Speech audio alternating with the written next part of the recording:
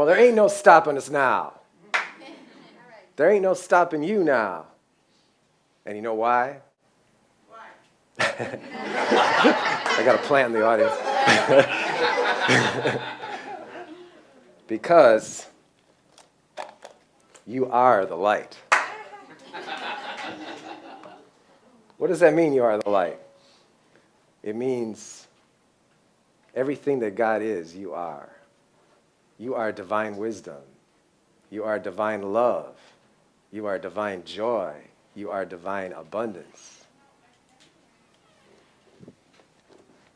The master teacher Jesus of Nazareth, according to Matthew 5, wrote, "You are the light of the world." He also said, "Let your light shine." So we have a divine mandate to let our light shine, to realize this divine love, this divine wisdom, this divine joy, and take it out into the world, each of us in our own individual way. So you might ask, well, what's so good about that? What's in that for me? When we realize the light that we truly are, it enables us to live a life of true happiness, more abundance than we've ever experienced before. And when we take that out into the world, we realize and fulfill our purpose, our ultimate purpose as human beings. And that's a pretty wonderful thing. Unfortunately, there are things that cover up our light. And sometimes it gets so covered up that we don't even remember that we are the light. When we're little kids, we hear things. Maybe we hear things from our parents, maybe from our fellow little kids. Like, "You're stupid." Or maybe something like, "Why don't you just sit down and shut up?"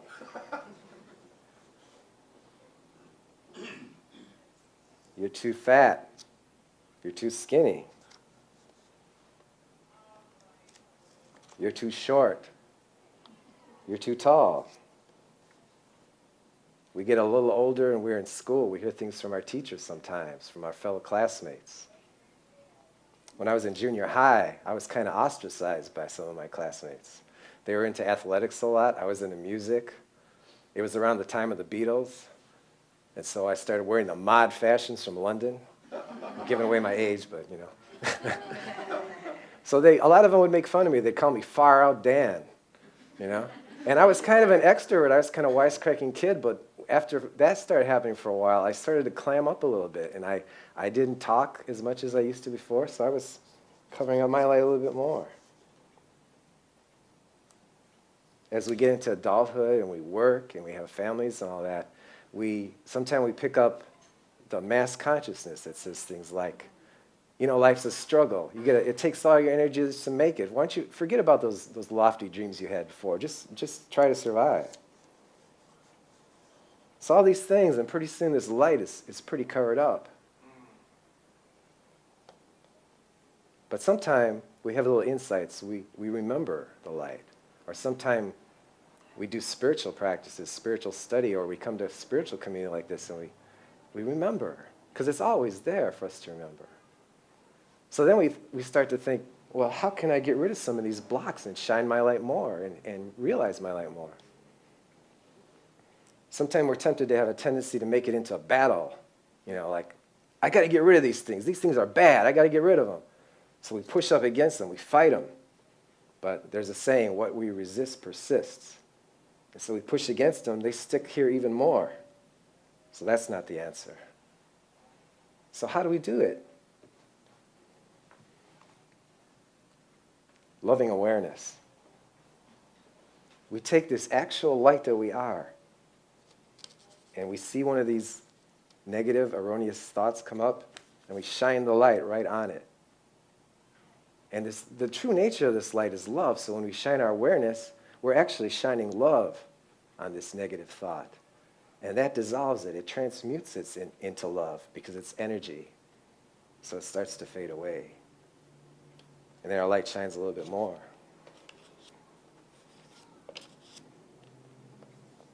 But sometimes these thoughts are persistent, you know.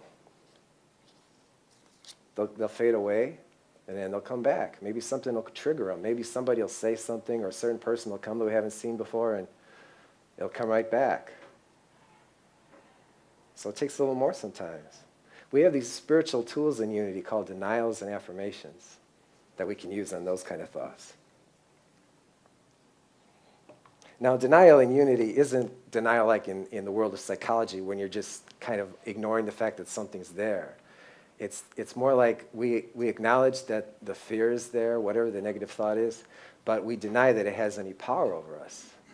So if I have a thought, I'm kind of stupid, I just look at it lovingly, and then if it comes back, I can say something like, I give no power to any thoughts that I lack intelligence. And again, we don't want to have this battle going on. We're trying to fight it.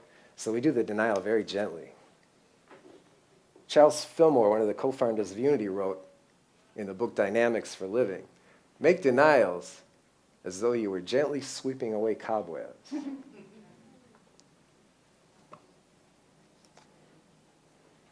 So we do the denial. I give no power to this thought. It kind of creates an empty space when we do that. So we fill this space by doing an affirmation. We could say something like, I am divine intelligence. I am divine wisdom. Especially claiming with that I am energy is really powerful. So when we shine our loving awareness on these negative thoughts, and then when they come up again, we use denials and affirmations, we start to release this negative thinking, and our light shines more.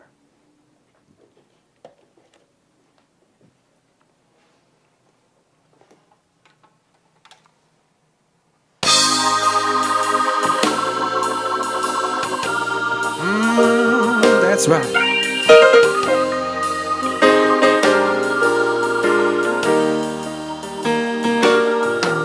I release and I let go of those thoughts that were limiting me. And as I watch them fade away, I know that I am free. I'm free to live, free to love, free to be all I was meant to be. When I release and let go, I know I'm really free. Well, those inner voices have told me you'll never make it. Things will never turn out right. They even started doubting there's any inner peace or light. But as I watch them fade away now, I feel that inner light grow strong. I heard the voice of Spirit say, well, I've been here all along. I release and I let go of those thoughts that were limiting me.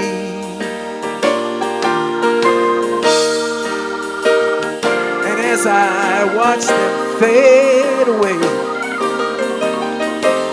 I know that I am free.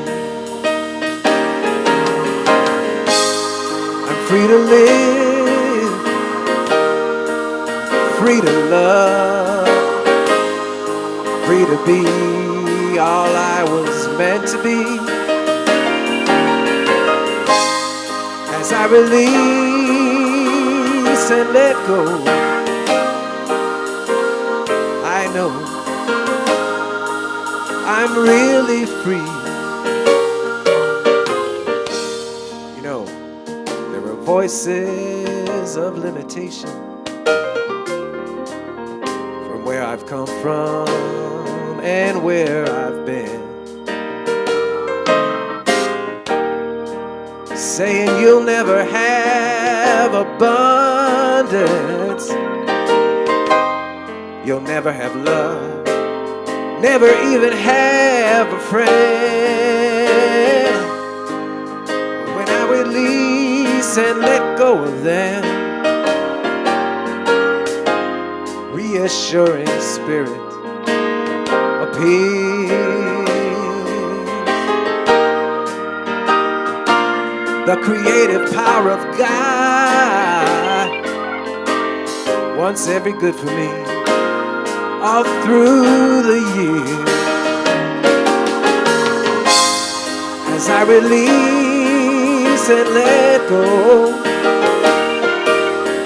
I open up so spirit can come in. I see a vision of love, abundance and joy, and my new life can begin. I release, I let go of those thoughts that were limiting me.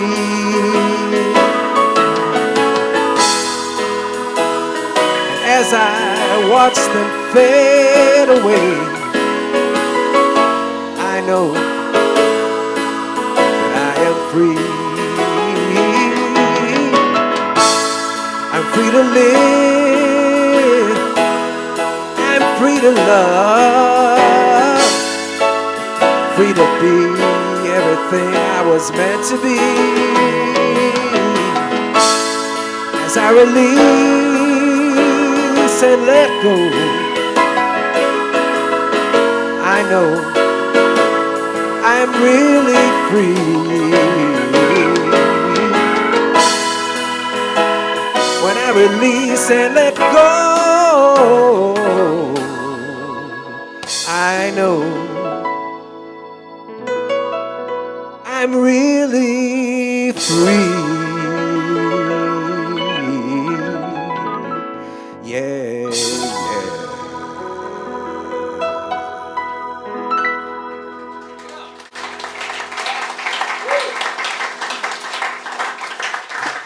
Thank you so much.